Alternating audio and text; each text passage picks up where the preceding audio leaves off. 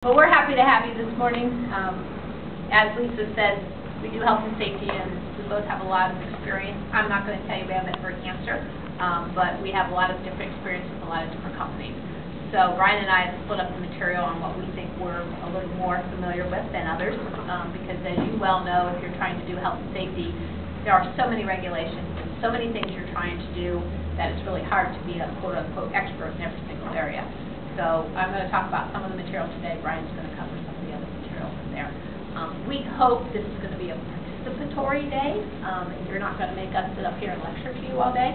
We can. We have enough material to fill the day, but I prefer that we have conversation, and by all means, if you have specific questions or challenges, then we're going to ask you to, brave up and share with us, because probably if one of you are experiencing particular challenges, it probably applies to a couple of other companies.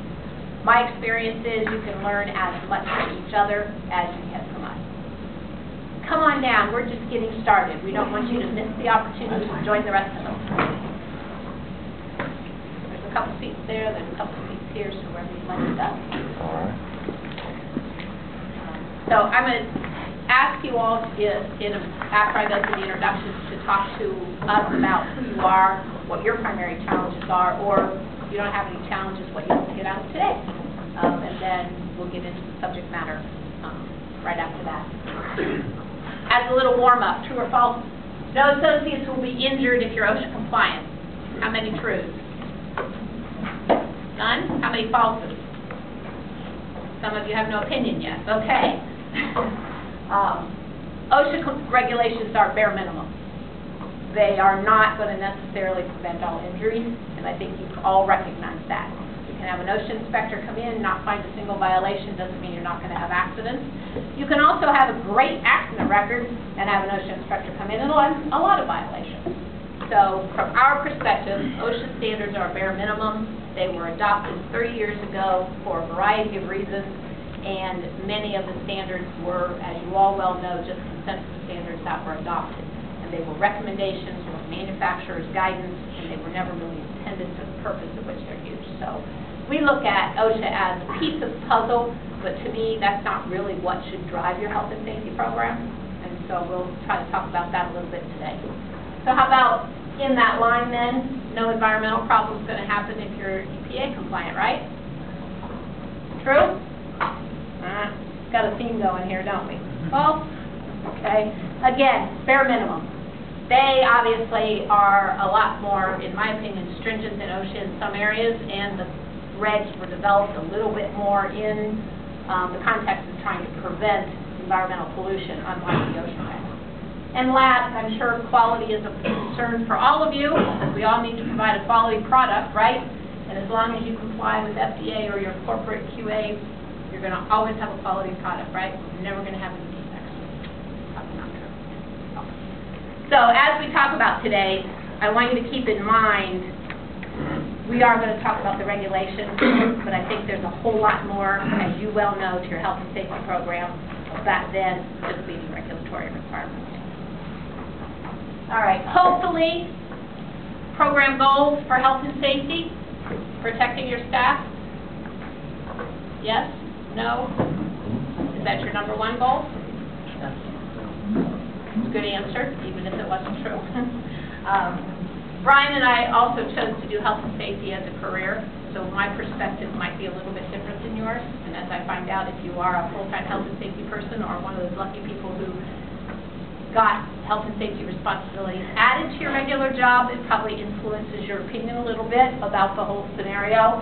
But obviously, I went into this because I do believe that protecting our employees, our most valuable resource, is really critical. It's that want and that desire to do that that really drives what I'm doing. Obviously, though, we want to minimize our costs. And worker compensation has been a huge driver the last few years, particularly in Ohio, as we've seen our premiums change. Those of you who were in group and got kicked out of group saw huge substantial increases in workers' comp, and even if you are in group, you're starting to see slow increases or not so slow increases in it. So I know keeping our costs down is really critical. And direct costs are important, but we'll talk probably a little bit about indirect costs, all those costs that are really hard to capture, and how that could possibly improve your bottom line as well. And then obviously we want to comply with OSHA.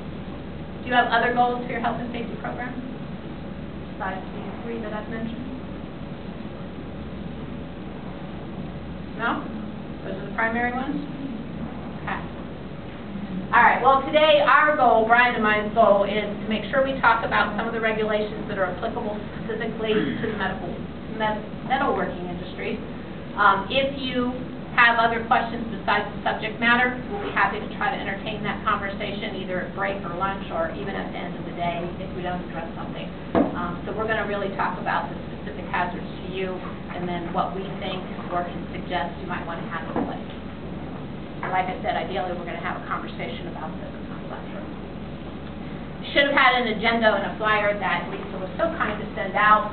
I've kind of combined some of the things as we actually started to put it together, but everything that was on there is getting covered.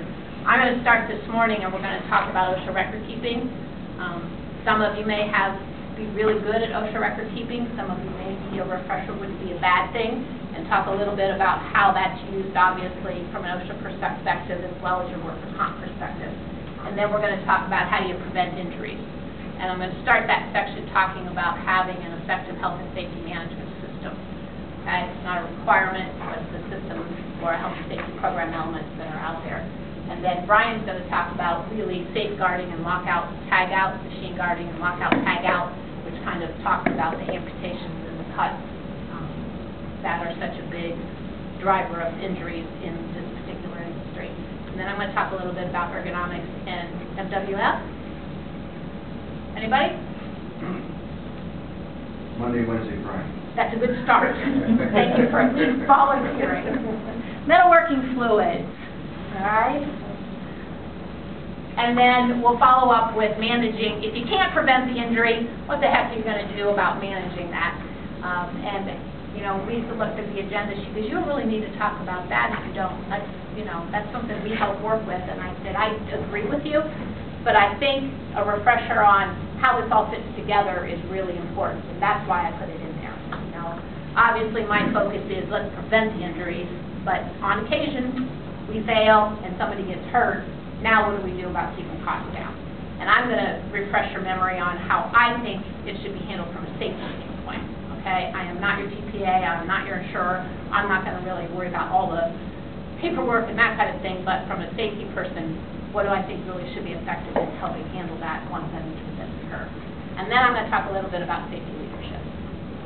Whose job is it